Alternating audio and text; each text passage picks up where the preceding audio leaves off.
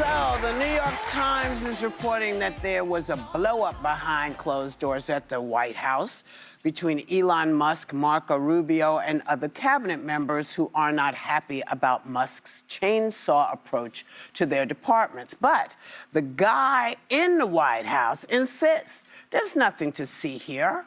Take a look. Some details have come out about your cabinet meeting with Elon Musk and some clashes potentially between Secretary Rubio and Secretary Duffy. No clash. I was there. You're just a troublemaker. And you're not supposed to be asking that question because we're talking about the World Cup. Elon gets along great with Marco, and they're both doing a fantastic job. There is no clash. Nothing to see here. Yeah, basically. So, what do you think? So You buy it? I've long thought that the Elon-Trump relationship would eventually implode, not unlike a SpaceX rocket over Florida this past weekend. And I think that's coming. But listen, Donald Trump truthed or posted on X over the weekend that Elon should take a scalpel to government rather than a hatchet, which is welcome because it was reported that the the Veterans Affairs Department, is gearing up to fire 70,000 staff. That is going to impact veterans who already are having trouble getting their benefits from the VA. There's already backlog. And on top of that, 30% of the general federal workforce is veterans. Mm-hmm. So vets are being disproportionately impacted by these across-the-board mass firings. And secretaries know their departments better. I give credit to Rubio, Secretary Duffy, and others who stepped up and said, hey, we can't be firing FAA monitors right now when planes are falling out of the sky. So I think it's helpful pushback. But also, when things inevitably go wrong, Donald Trump's going to fire those cabinet secretaries. So they need to know the blame's not going to go to Elon Musk. It is their job to advocate for their agencies. So, you know, I actually saw Marco in Miami on Saturday. He attended the funeral of an extraordinary man, Lincoln Diaz-Balart, the second Cuban-American to be elected to Congress, served in Congress for 18 years representing South Florida. And frankly, Marco Rubio is standing on his shoulders because of the doors that people like Lincoln Diaz-Balart opened in that generation. So he did the right thing by making the time to attend that funeral. I actually have this theory where I actually think Marco and his team may have leaked this story because I think it's been so difficult to be Secretary of State under Trump. The things that are happening are things that Marco has advocated against his entire career. The policy towards Ukraine of abandoning Ukraine and talking up Cuba, that's so against Marco's grain. Negotiating with Maduro and eliminating TPS for Venezuelans. He's fought for TPS and against Maduro. Removing foreign aid from dissident groups in Cuba, Nicaragua, and Venezuela. This is what Marco has been doing his entire career in the Senate. So, as Secretary of State, of Trump, and not being able to stand up to Trump, I think he looks very feckless, ineffective, and hypocritical with every belief he's ever held in his entire life. So I think this standing up against Musk, you know, gives him something at least to hold on to. Because the truth is, you know, unlike some of the other cabinet members, Marco doesn't have a pot to piss in. And he's given up his Senate seat. Yeah. So he's in a bind. He's in a pickle. Yeah, I'm glad that, you know, I hadn't thought about that theory, but I think that's probably accurate because the leaks are coming from somewhere, right? And they have to have come from inside the room. But one cabinet secretary that remains feckless and is going right along with the plan is RFK Jr., who I just read, he granted Elon Musk's team, Doggy, whatever you want to call it, access to the database that tracks child support payments.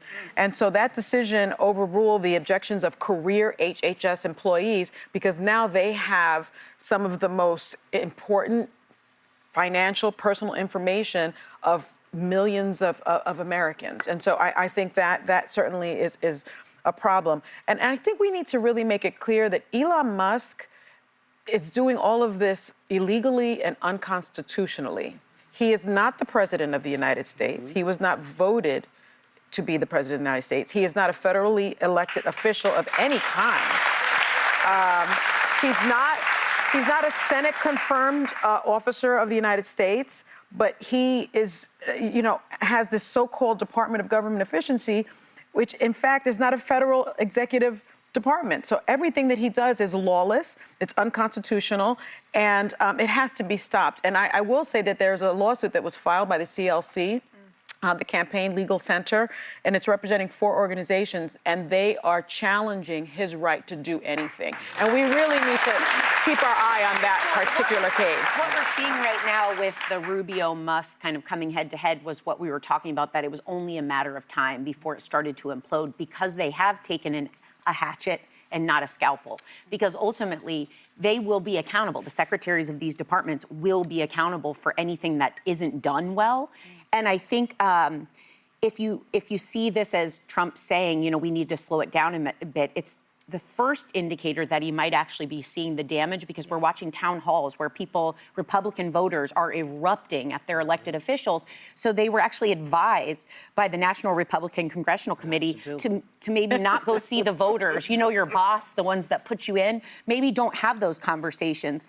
And right now, the voters are watching as we're having bird flu, we're having a measles outbreak, we're having airplane crashes. The stock market we're unsure what's happening. Is there a recession? Is there not? Voters are starting to speak up. Stocks are and down. as people have said, if you give the Republicans enough rope, don't get in their way, don't be a distraction, they will hang themselves. And sadly, that's what we're watching happen right now. Well, terrible. You know, the thing that's, I think, bothering me more than anything else is what it's doing to people's psyche. What they're doing, particularly older people, you know, who worked all their life, got their Social Security, that's what they're living on, that's what they got. Yes. And these people don't mind scaring them and saying, well, maybe you're going to get your check. Maybe we're going to send it out to you. We're going to figure it out. Maybe we'll Or cut the Medicaid. farmers, you know, in Nebraska who are sitting watching stuff rot. Yeah, they're not getting paid. Because of the Cancel USAID I mean, it's just contracts. I don't know what it's going to take for everyone to recognize that this is all of us being affected. It wasn't, you know, it might have sounded like it was us and them, but we're the us. All of us are the us. And to your point, Whoopi, to your point about how people are scared, what really pisses me off is that often the response from the billionaires in charge is, oh, there'll be temporary pain.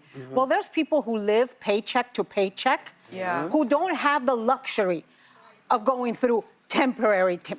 Yeah, because it's not going to be temporary. And I want to make just put a button on what Sarah was saying, because I think it's really important.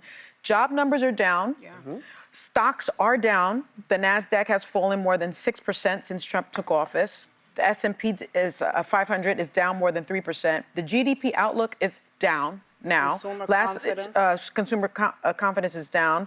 And costs are going up. The Peterson Institute predicts that Trump's tariffs will mean a $1,200 increase in cost for the average American And the household. damn eggs are still through the roof, you all. $1,200. Most people don't make $1,200. Well, and you know, people like to say a lot. Well, you know, it was a whole group of Americans decided. You know the old adage, 500,000 people can't all be wrong. Actually, that's not true. 500,000 million people can be wrong. Yeah. People can. People may have made a mistake here, and I think they're starting to say, this is all of us.